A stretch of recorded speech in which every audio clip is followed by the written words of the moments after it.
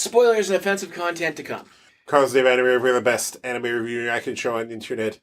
And we're about to watch Toji no Miko, aka Katana Maidens, a show about magical girls by Studio Gokumi. Why does that worry you, Carlos? Well, I'm glad you asked, Dave. Studio Gokumi animated something we saw recently and were thoroughly unimpressed with the ending of. One, Yuki Yuna is a Hero, Season 2. Well, and we weren't happy with the second half of Season 2. And even then, it was more the second half of Season 2. The more we talk about Yuki Yuna, the angrier I become. Let's just continue Katana Maidens. Don't hulk up. Okay, I will not. But was this written by the same guy, or was it just animated by the same studio? This is not a Takahiro joint. Okay, so... I don't think. Just because, Bones may animate a stinker doesn't mean I'm going to hold it against Bones. I was going to make a boner joke there and decided against it. Good job. Yeah. We already had this on our list to watch, but one of our viewers also suggested it, so it just rose up on the list. One of our tens of fans. I'll take it.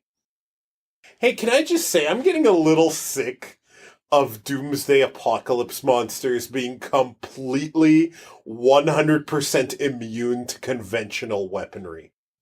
Like, can't they just be kind of better dealt with by the magic? Does it always have to be that guns just don't work? Because I kind of like the idea that a specialized squad could handle one while the magical people go handle other bigger shit, right? Like how Vader had his own special squad of stormtroopers who were like the best of the best, for example. Well, or even, I can't believe I'm going to do this, in that Ava 3.33 movie when they figured out how to beat an angel with just their ship. Mm-hmm. Yeah. Do the monsters always have to be completely immune to weapons? Well, and even Simple Gear learned from that. I mean, in Season 2... 3. 3?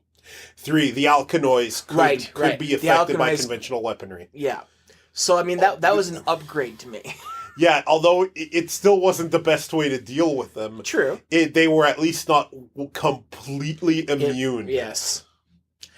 Even Digimon did that. Like, I was so shocked when we did our Digimon Try thing when you guys were telling me, yeah, Digimon are immune to conventional weaponry. I'm like, why? Yeah. Really? Do they have to be? I get the complaint, and I get that most writers like to do that so that, their characters are the most important thing around. But, yeah, I can see where... Well, number one, people wouldn't just give up trying to make different versions of conventional weaponry to try and affect these creatures. Yeah, the Punisher would have made a gun that kills this thing. Yeah, I see your point. I'm not going to take marks away from the show, but it would have been a plus. No, I'm not saying that. I'm not holding that against Katana Maidens. I'm just saying I'm really sick of that in this genre. You're holding it against the genre. Yeah, which exactly. Which is fair. Okay, on the inverse, something I don't really like is when superheroes / magical girls, by extension, because magical girls are superheroes, don't use equipment. And here we have specialized equipment for superheroes. So, from one side of the spectrum to the other, now they're doing something that I see all too rarely. They also have a time limit. I mean, everything has a time limit, Dave. You have a time limit. The universe has a time limit. Was this made by the same group that made Kantai Collection? I don't know if Studio Gokumi did Kantai Collection, or Kankoli, if you will. The only thing I know about Kankoli is a lot of porn. That's it. I have actually watched Kankoli, and I liked it. It had a couple of pieces of fan service that I didn't like, but the show rose above that and actually told a really neat story. Cool! It's just, from what I understand, a lot of anime companies have been trying to do similar things like CanColi. Mm-hmm. In fact, there was an anime that was supposed to come out this year that was basically each girl represented a shrine in Japan, and the shrine owners themselves told the animation company, in no fucking uncertain terms are you referencing my shrine as a fucking loli girl. So the anime shut down. Gotcha. To say the least. There's a little bit too much recently of, the girls representing a certain landmark or country or etc. Like they all saw CanColi like, ooh, I'm going to copy that but do it this way. Do your own shit.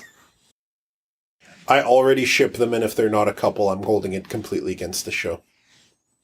I call the ship Kanamai. That is the stupidest way to have your sword attached to your fucking belt. I can't wait for them to show us why they do that. It'll make perfect sense, I'm sure. Thanks for a pointless... I don't think it was pointless. We got that this character was insane, talking to nobody, but that also, for some reason, she hadn't been to this family home and that someone important to her died. So no, I'm okay with that. I'd rather have that than have a voiceover tell me the story. Okay, I take back the whole belt thing. Actually makes sense. Dave, explain how the belt works. Instead of it actually rotates so it can be in the normal sword wielding position or clip up so it's out of their way. Wouldn't trip you then. We call it the Obsidian Manor. Because when light hits it, light is evaporated. It's obliterated. It's just, God, this is an obsidian house. See, comparing to Martian Madchen, which we talked about having the gross kind of fan service, a scene like this is okay because I am pretty certain Mai has a thing for Kaname, so this kind of intimate thing is more for the characters and not just to appease the gross otaku fucknuggets who want to marry their waifus. Also, we're zoomed out and we're not centered in on one of the girls' asses or boobs or anything else. We were zoomed in a minute ago. It's fine. They're downplaying it versus it being the point of the scene. It's still... even earlier in this episode, though, I still think this is a fan servicey show too. It's just, I think it's just handled a lot better. I guess it's something I like already. Is I can't tell if she'd be happier if she fought her for real or if she didn't. Yeah, I like the dynamic between Kaname and Mai. There's real genuine friendship. There's, at least on my side, it seems like there's something more going on there. Mm-hmm. But there's also a rivalry, right? And a hint of, maybe these two are looking to one-up each other. I also really like the Japanesey stylings of the show, but I don't feel as though I don't understand a lot of it, like in a, say, really hyper-Japanese thing like Yuki Yuna, for example.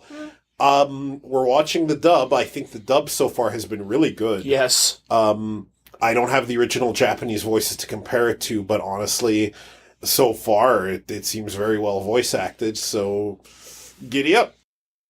Do you think they're allowed to name their own katanas? Because it sounds to me like the katanas choose them.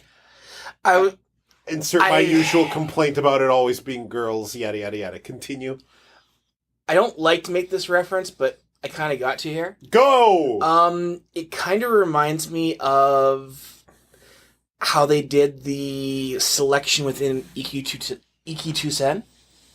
How their earring was a representative of the hero that they actually represented. In this case, it's their sword. I would like to name my own sword. I don't think you're allowed to. Go, ass eater! Barrier me! And that is exactly why you can't. Can you tell me why your sword's called Ass Eater? Yeah, because it's the patron deity of eating ass. And thus, naming the sword was never allowed again. However, Carlos got to name his ass eater the only male sword Katana Maiden. I want to be a Katana Maiden. Well, you can't be a real bitch. Dave, I'm going to allow this. She's fast!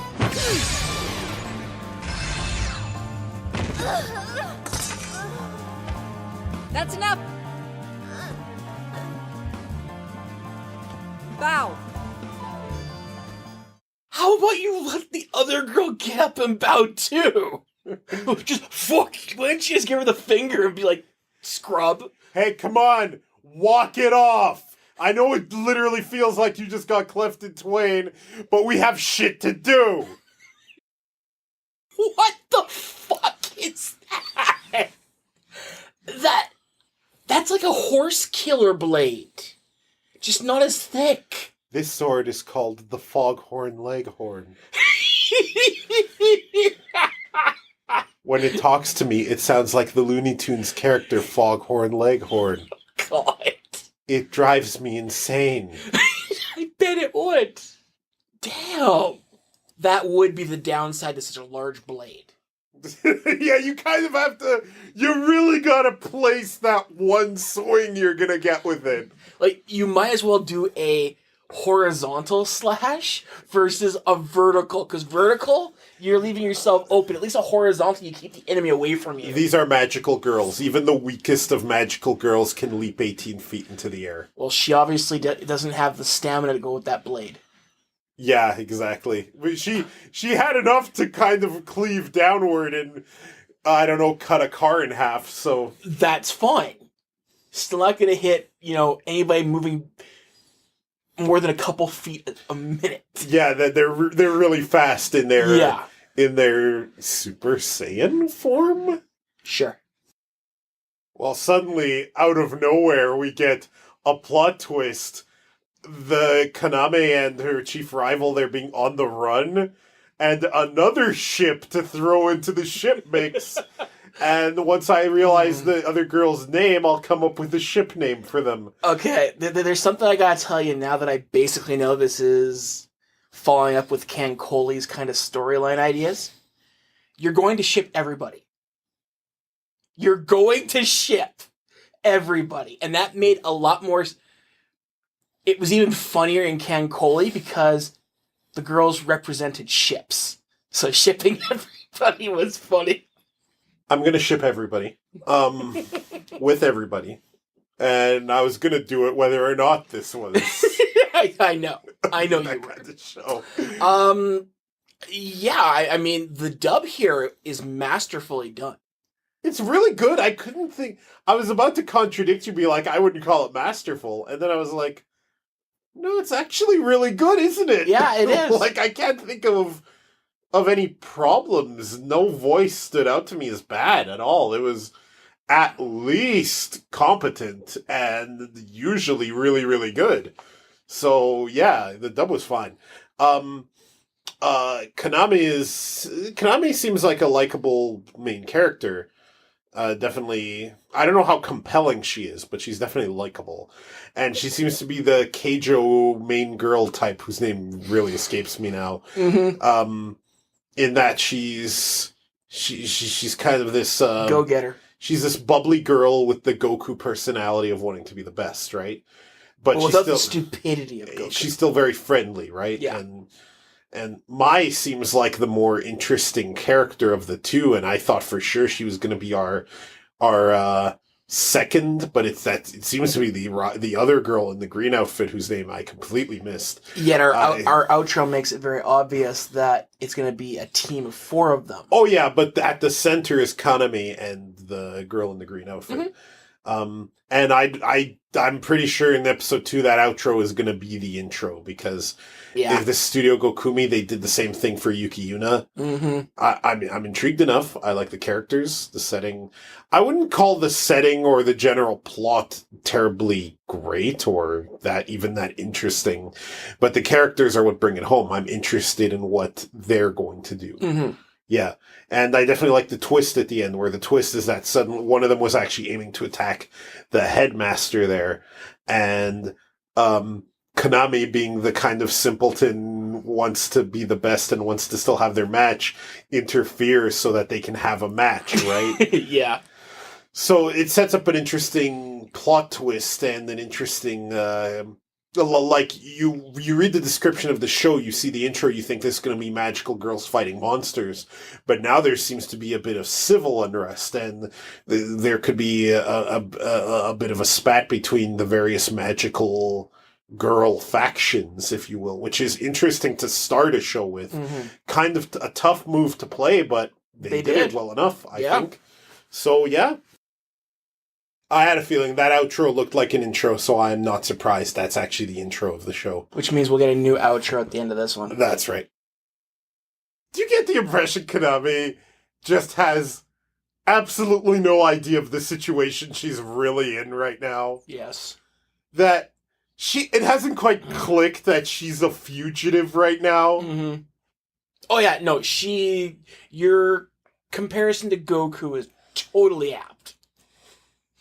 You did not think this through. And she's like, cool, we get to wear disguises and never go home again. She's definitely the airhead archetype. Mm-hmm. I think I might just work something out there. Go ahead. So, I think we're dealing, again, with some more Iki-to-Sen level stuff, where the wielders are actually influenced by, in Iki-to-Sen's case, it was the past and the relationships those historic figures had made. I'm betting the swords are kind of like that, where they've had friendship / encounters with other swords at some point, and maybe that may have influenced her to help in this case. They're talking too much like an Iki-to-Sen level conversation for me not to have a vibe coming. So Konami might have just felt compelled to help. Exactly. Partly because of the sword spirit chittery. Exactly. Gotcha. I'm betting that's what's going on here. Roger Wilco Dynamite. That was a bad move. Konami's not the brightest bulb. No, she isn't, and bad luck on her part having a broadcast in the background, but she's already been told that their cell phones can be monitored and tracked. So that whole conversation was caught. Oh yeah, for sure. Dumb. I'd say it was a Goku level stupid move, but Goku couldn't use a cell phone. No, Goku, especially at the beginning of the Dragon Ball story, he probably wouldn't know what his cell phone was. Fuck, at the end, in Super, he probably doesn't know what a fucking cell phone is. I'm pretty sure he can operate. If he can drive a car, he can operate his cell phone. This is Goku. But he can drive a car. He before the most recent arc, he was driving a truck or something. So? Like, selling his grain or radishes or whatever. So? So he can operate a cell phone, man! I doubt he could. In fairness, we've never seen him operate a cell phone. Meanwhile, on their date. Yeah, I love it. It's like, let's have some fun! I don't think you appreciate the seriousness of both my backstory, the situation we're in. Is that a toy beaver? That's how the conversation went. You didn't even have to watch anything more. So you're a mint chocolate chip fan, Hiyori? Yeah, of course I am. If you ask me, it's by far the most palatable ice cream flavor there is. Don't you find it a little too minty, though? The aftertaste always reminds me of toothpaste. That's dumb. That example has already been exhausted in the list of pros and cons regarding mint chocolate chip. That argument's forbidden. Oh, sure, okay then. Sorry. Turns out Hiyori's a giant dork. Actually, I agree. Mint chocolate chimp is a downgrade from regular chocolate chip. I would not have mint chocolate chip. I definitely wouldn't have mint chocolate chimp either. I didn't say chimp, you freaking ape. Hey, Carlos in the future, play back the recording where Dave said mint chocolate chimp. Actually, I agree. Mint chocolate chimp. Mint chocolate chimp. Mint chocolate chimp. See, you were wrong. I was quite right, as the recording has already revealed. You were wrong, I know. Anyway, mint chocolate chimp shall forever remain. Konami's right, Now by the way. now I'm playing with you. But I've never liked chocolate You chip. can't. You need to take a breath or something. I'm not a big fan of mint in anything other than toothpaste, so I agree with Konami. I like Toothpaste or gum? I like After 8 mints. But that's about it when it comes to mint. Sure. Notice how the animation at some points becomes a little bit more CG than other times? I did notice that. That, again, is this studio's kind of MO, where at some points they'll have completely normal animation, then other times they'll CG it. I don't understand it. They kept it in Cancoli down to the moment they started putting on their ship equipment and going into battle. But they seem to choose it at different times here, like when there's a lot of CG on the screen, like the cars. All of a sudden, the girls are more CG than normal. I noticed the Aradama look like Iblis monsters from Sonic 06, and any kind of resemblance to Sonic 06 is a mark against. I put that out of my mind, therefore it's not a mark against the ship. Please forgive me, Mai. It's just that Hiyori and we can't afford to get caught just yet. Tell me why. Because I saw it. It happened when she was stopping the blow from Hiyori's technique. I watched her pull out 2 Okatana from a totally empty space, and I could see that there was something bad behind her. What do you mean, bad? So you were able to see that too? It was only for an instant. At first I thought I was just seeing things, but I know what it was. An Aradama. Aradama? That can't be. She's the head of the Origami family, the legendary hero who vanquished the Great Aradama. No, she didn't. That thing. It is the Great Aradama, in Yukari Origami's form. I kind of wish that we had seen that in the last episode, because then we wouldn't have kept wondering, hey, is Konami just really stupid? No, I can appreciate that. I can appreciate them leading us on with one way, but us being completely wrong based off the information we had. I will say, in fairness, perhaps Konami felt like she didn't know if she could trust Hiyori either. So, okay. I guess. Alright, so that was the first 2 episodes of Katana Maidens, aka Toji no Miko. Yeah, I'm enjoying myself.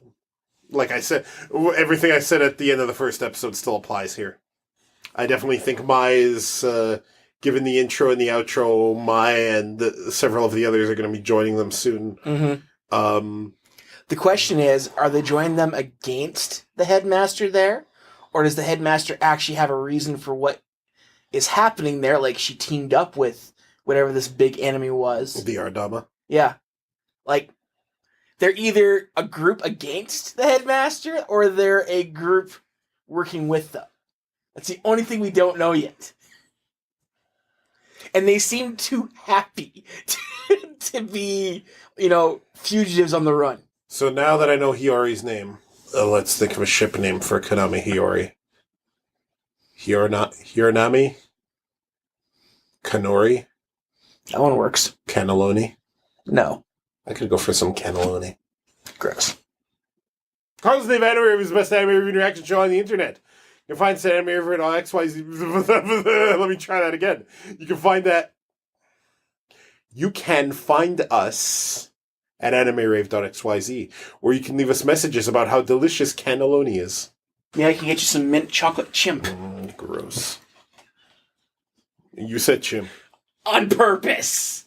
No, I mean originally.